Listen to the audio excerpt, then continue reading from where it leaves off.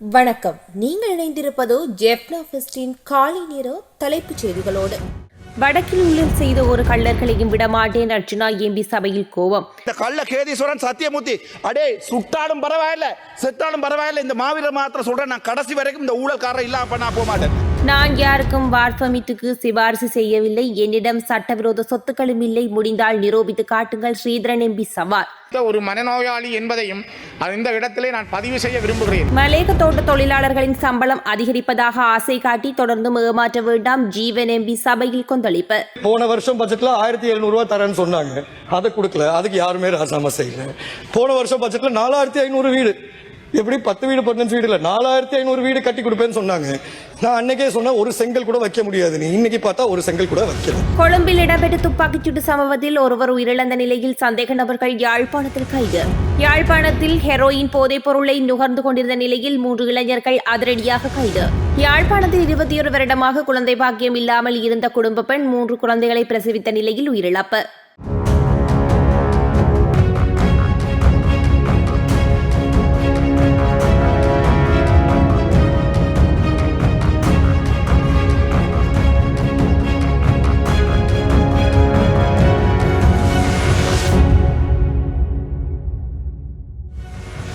வடக்கில் ஊழல் செய்து ஒரு கள்ளரையும் விடமாட்டேன், எவ்வாறு பாராளுமன்ற உறுப்பினர் ராமநாதன் அர்ஜுனா பாராளுமன்றில் நேற்று தெரிவித்துள்ளார். இந்த கள்ள கேதீஸ்வரன் சத்தியமூர்த்தி அடே சுட்டாலும் பரவாயில்ல செத்தாலும் பரவாயில்ல, இந்த மாவீரர் மாத்திரம் சொல்றேன், நான் கடைசி வரைக்கும் இந்த ஊழல்காரர் இல்லாம நான் போக மாட்டேன். 40 மில்லியன் மொத்த தொகையை நான் உங்களுக்கு சொல்றேன். இதுல நீலங்குவார் 380,75,405 ரூபா கொண்டே பிரைவேட் பேங்க் ஒன்றில் கொமர்ஷியல் பேங்க்ல போட்டிருக்காரு இந்த கேசரன். அதுக்கு பிறகு அதுல 353,19,299 ரூபாய்க்கு தான் கணக்கு இருக்கு, மிச்சது கணக்கு இல்லை. வளமையாக இப்படி ஒரு கட்டிட ஒம்பத்தம் ஒரு ஆடியேட்ட செய்யலுமா, செய்யலாது.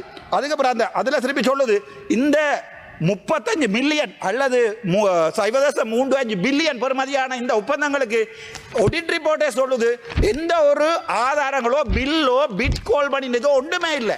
இவர்கள் அதுக்கப்புறம் என்ன எப்படி செஞ்சிருக்காங்கன்ற இந்த கள்ள வேலையை இவங்க ஒரு கம்பெனி ஒன்றை கிரியேட் பண்ணியிருக்கிறாங்க.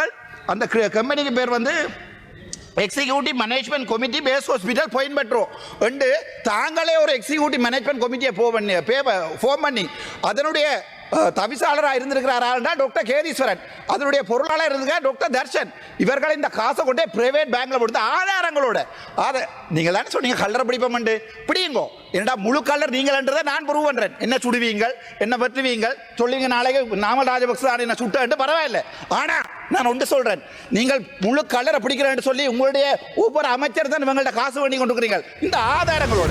நான் சட்டத்துக்கு புறம்பாக சொத்து சேர்த்திருந்தால் தாராளமாக என்னை கைது செய்யலாம் என பாராளுமன்ற உறுப்பினர் ஸ்ரீதரன் நேற்று சபையில் தெரிவித்துள்ளார்.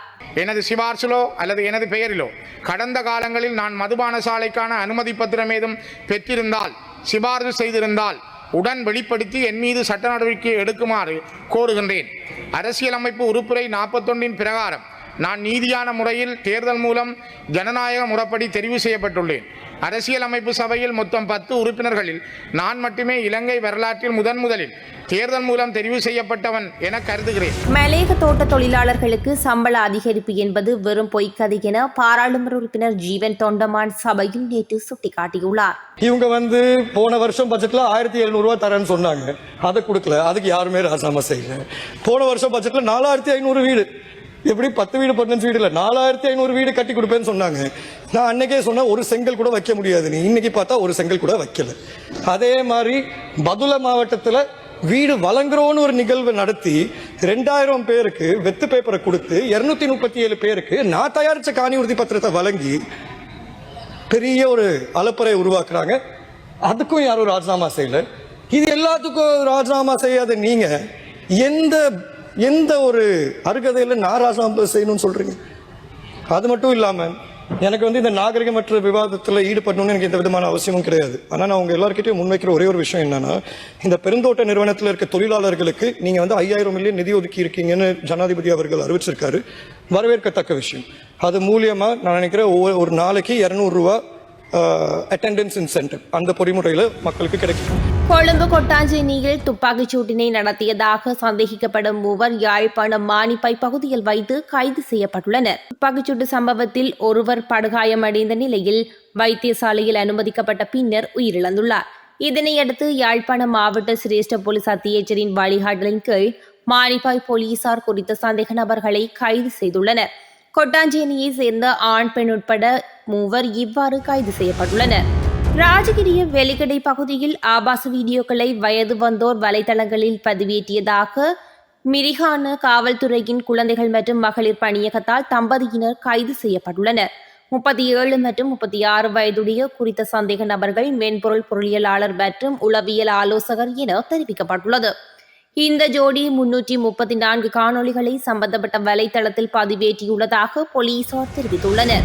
யாழ்ப்பாணத்தில் ஹெரோயின் போதைப் பொருளை நுகர்ந்து கொண்டிருந்த மூவர் போலீசாரால் கைது செய்யப்பட்டுள்ளனர். இதன்போது போதைப் பொருளை நுகர்வதற்காக பயன்படுத்தப்பட்ட மருத்துவ ஊசி உள்ளிட்ட சில பொருட்களும் போலீசாரால் கைப்பற்றப்பட்டுள்ளது. யாழ்ப்பாணம் போலீஸ் போதை தடுப்பு பிரிவு பொறுப்பதிகாரி பிரதான போலீஸ் பரிசோதகர் மஞ்சுள கருணாரத்ன தலைமையிலான குழுவினரின் ரோந்து நடவடிக்கைகளில் கைது நடவடிக்கை முன்னெடுக்கப்பட்டுள்ளது. இதன்போது நல்லூர் பகுதியைச் சேர்ந்த 30 வயதான இளைஞரும் அரியாலை பகுதியைச் சேர்ந்த முறையே 30 மற்றும் 32 வயதான 2 இளைஞர்களுமே இவ்வாறு கைது செய்யப்பட்டுள்ளனர்.